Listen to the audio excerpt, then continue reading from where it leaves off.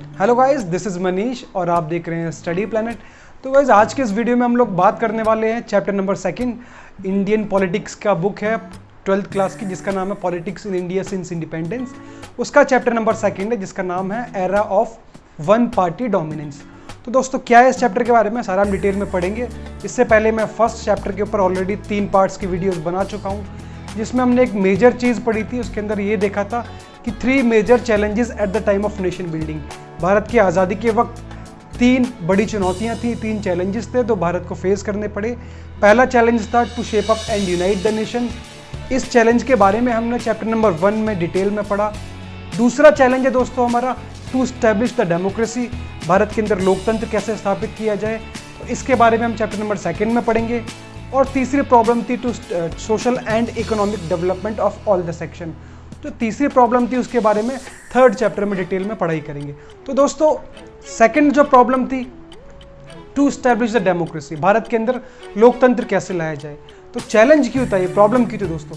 Problem एक बहुत बड़ी प्रॉब्लम थी, क्योंकि लोकतंत्र को स्थापित करना कोई आसान काम नहीं था। क्यों?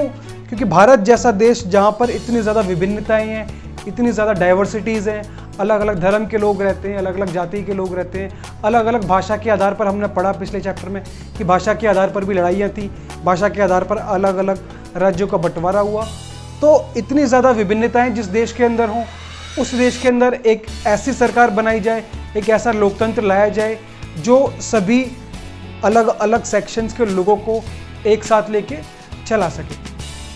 तो दोस्तों, शुरू करते हैं इस चैप्टर को। सबसे पहले हम बात करेंगे कुछ 1 मार्क्स से क्वेश्चंस की, जो एग्जाम में एक नंबर में आपसे पूछे जाते हैं दोस्तों। सबसे पहले बात करते हैं, तो सबसे पहले आपको पता होना चाहिए कि भारत का जो संविधान था, हमारा जो कॉन्स्टिट्यूशन था, वो 26 नवंबर 1949 को बन के तैयार हुआ और 26 जनवरी 1950 को लागू हुआ। तो आपको डिफरेंस पता होना चाहिए। 1 मार्क्स में आपसे पूछ सकते हैं कि भारत का संविधान 26 नवंबर को बन के तैयार हुआ और 26 जनवरी 1950 को बन के लागू हुआ दोस्तों। तो 1 मार्क्स में पूछा जाता है। इसके अलावा आपको बता देता हूँ, और 1 मार्क्स में आपसे ये भी पूछा जा सकता है कि भारत का जो चुनाव आयोग, जिसको हम इंग्लिश में इलेक्शन कमीशन ऑफ इंडिया बोलते हैं, तो election commission of India was establish on 1950 में इसकी स्थापना हुई दोस्तों। और उसके अलावा सबसे फेवरेट जो क्वेश्चन है एग्जामिनर का, तो बोर्ड एग्जाम्स में 1 मार्क्स में सबसे ज़्यादा पूछा जाता है इस चैप्टर से, वो है कि भारत के पहले इलेक्शन कमिश्नर कौन थे। Who was the first election commissioner of India. तो उसका जवाब है सुकुमार सेन। आपको ये नाम याद रखना है, क्योंकि बोर्ड एग्जाम्स में इसमें 1 मार्क्स में कई बार पूछा जाता है। तो दोस्तों, अब बात करते हैं अब नेक्स्ट टॉपिक की। नेक्स्ट टॉपिक है हमारा फर्स्ट जनरल इलेक्शंस, भारत के प्रथम आम चुनाव। इनके बारे में एग्जाम में आपसे 2 या 4 मार्क्स, 2 से 4 नंबर में पूछा जा सकता है। क्या थे इनके बारे में बात करते हैं। तो भारत के जो फर्स्ट जनरल इलेक्शन थे वो अक्टूबर 1951 से शुरू हुए और फरवरी 1952 तक चलते रहे। लेकिन अगर बोर्ड एग्जाम्स में आपसे 1 मार्क्स में पूछा जाए कि भारत के फर्स्ट जनरल इलेक्शन कब हुए, तो उसका जवाब होगा 1952। तो 1952 में भारत के प्रथम आम चुनाव हुए दोस्तों। और इस चुनाव के अंदर करीब 17 करोड़ एलिजिबल वोटर्स थे इंडिया के अंदर। मतलब करीब 17 करोड़ लोग ऐसे थे जो वोट देने लायक थे। और वो 17 करोड़ एलिजिबल वोटर्स में से सिर्फ 15% लोग ऐसे थे दोस्तों जो लिटरेट थे, जो पढ़े लिखे थे, जो साक्षर थे। तो दोस्तों, क्या था, एक बहुत बड़ा रिस्क था कि इतने सारे वोटर्स हैं, पहली बार वोट देने जा रहे हैं और ज़्यादातर लोग उसमें से लिटरेट नहीं हैं। और ये 17 करोड़ एलिजिबल वोटर्स ने क्या किया दोस्तों, 489 MPs को चुना गया, 489 मेंबर ऑफ पार्लियामेंट्स को चुना गया और करीब 3200 MLAs, member of legislative assemblies, जिनको हम विधायक बोलते हैं। तो 489 MPs को चुना गया और 3200 MLAs को चुना गया फर्स्ट इलेक्शन के अंदर। तो दोस्तों, अब से पहले इतिहास के अंदर इतने बड़े लेवल पे चुनाव कभी भी नहीं हुए थे। तो ये बहुत बड़े लेवल पे चुनाव थे। उनको कराने के लिए करीब 3 लाख ऑफिसर्स और पोलिंग स्टाफ की ज़रूरत पड़ी। दोस्तों, आपको पता ही है कि इतने बड़े लेवल पे इलेक्शन हुए, इससे पहले कभी भी चुनाव नहीं हुए थे। इसलिए क्या हुआ, जो जितने भी एडिटर्स थे, जितने भी दुनिया के बड़े बड़े न्यूज़पेपर्स और एडिटर्स थे, उन्होंने क्या बोला, भारत के फर्स्ट इलेक्शन को एक संज्ञा दी, एक नाम दिया, उसको बोला गया biggest Gamble in the history. मतलब दुनिया की अब तक के इतिहास में सबसे बड़ा जुआ। जुआ मतलब रिस्क तो था ही इतने बड़े लेवल पर चुनाव कराने का, लेकिन ये जो रिस्क था, ये जो एक्सपेरिमेंट था भारत का फर्स्ट इलेक्शन कराने का, वो पूरी तरीके से सफल हुआ दोस्तों। तो अब बात करते हैं दोस्तों अपने नेक्स्ट टॉपिक की। नेक्स्ट टॉपिक है कांग्रेस डोमिनेंस। कांग्रेस डोमिनेंस के बारे में बात करें दोस्तों, तो कांग्रेस का जो डोमिनेंस था वो लगातार 3 इलेक्शंस मतलब 15 साल तक चलता रहा। इसका आपको एग्जाम्पल बताता हूँ कि कांग्रेस पार्टी को फर्स्ट इलेक्शन के अंदर 489 में से 364 सीट्स अकेले कांग्रेस पार्टी ने जीती। तो उसका डोमिनेंस का अंदाज़ा इस बात से लगाया जा सकता है दोस्तों कि जो फर्स्ट पार्टी थी जो सबसे ज़्यादा सीट जीती थी वो कांग्रेस थी, जिसके पास 364 सीट्स थी। और जो सेकंड पार्टी आई जिसका नाम था communist party of India CPI, उसको सिर्फ 16 सीट्स मिली। तो डिफरेंस आप पता लगा सकते हैं कि फर्स्ट पार्टी के पास 364 सीट्स हैं और सेकंड पार्टी के पास सिर्फ 16 सीट्स हैं। तो दोस्तों ये जो डोमिनेंस था कांग्रेस पार्टी का वो सिर्फ फर्स्ट इलेक्शन के अंदर ही नहीं था, अगले आने वाले 2 चुनाव तक भी, मतलब 1952 से लेकर 1967 तक 15 साल तक करीब कांग्रेस पार्टी का डोमिनेंस इसी तरीके से बरकरार रहा। तो दोस्तों नेक्स्ट टॉपिक है हमारा कि nature of the Congress dominance. इसके अंदर क्वेश्चन जो एग्जाम में आपसे पूछा जाता है वो सबसे ज़्यादा इस बारे में पूछा जाता है कि what were the reasons behind the Congress dominance. मतलब क्या है कि कांग्रेस पार्टी का जो डोमिनेंस था, जो उसका प्रभुत्व था, उसके पीछे रीजंस क्या थे, उसके पीछे कारण क्या थे। तो उन्हीं के बारे में हम लोग बात करने वाले हैं। क्वेश्चन अक्सर 4 से 6 नंबर में आता है दोस्तों, तो मैं आपको 6 मार्क्स के हिसाब से इसके 6 पॉइंट तैयार कराऊंगा। तो शुरू करते हैं इसको। सबसे पहला पॉइंट क्या कहता है दोस्तों? सबसे पहला पॉइंट कहता है कि it is the oldest party and the single party that has been spread all over the country. मतलब कांग्रेस पार्टी इकलौता ऐसा संगठन था, इकलौती ऐसी पार्टी थी जो कि पूरे देश में फैली हुई थी। तो पूरे देश में एक सिंगल पार्टी फैली हुई होगी तो डेफिनेट सी बात है कि चुनाव के अंदर जब इलेक्शन होंगे उस पार्टी को पूरी तरीके से फ़ायदा मिलेगा दोस्तों।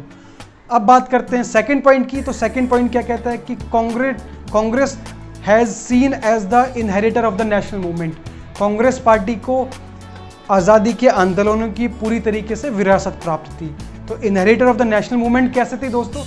जितने भी भारत के आज़ादी के आंदोलन हुआ करते थे, स्वतंत्रता संग्राम के जितने भी आंदोलन हुआ करते थे, उन सब के अंदर कहीं ना कहीं कांग्रेस पार्टी की भूमिका हुआ करती थी। उन सबको कहीं ना कहीं कांग्रेस पार्टी लीड किया करती थी।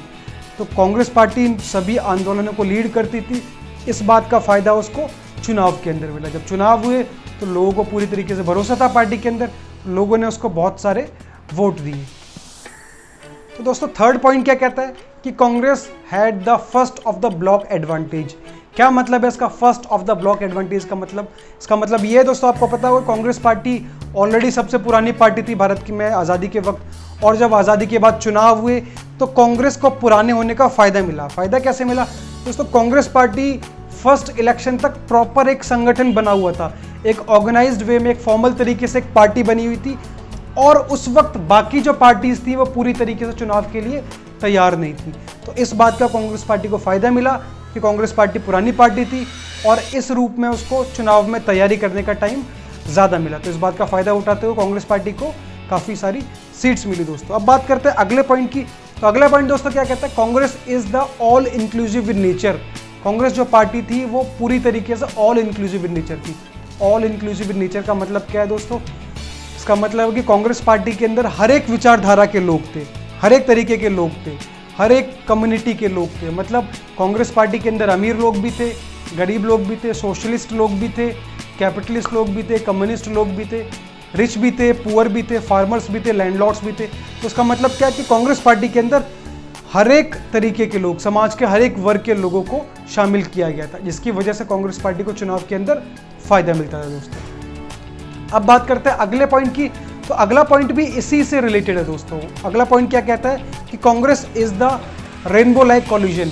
एक सतरंगी संगठन था। सतरंगी मतलब सभी रंग के लोग, सभी तरीके के लोग पार्टी के अंदर थे। तो क्या पॉइंट कहता है ये कि the internal division of the Congress party becomes the strength of the party instead of is weakness. मतलब कांग्रेस पार्टी के अंदर दोस्तों जो बंटवारे हो रखे थे, अलग अलग ग्रुप जो बने हुए थे अलग अलग तरीके के लोगों के, तो ये उसकी कमजोरी बनने के बजाय क्या था? उसकी मजबूती था। मजबूती कैसे था कि जब चुनाव होते थे दोस्तों तो जनता के अंदर जो भी विचारधारा के लोग हुआ करते थे वो सबको अट्रैक्ट करती थी, क्योंकि सब विचारधारा के लोग कांग्रेस पार्टी के अंदर शामिल थे दोस्तों।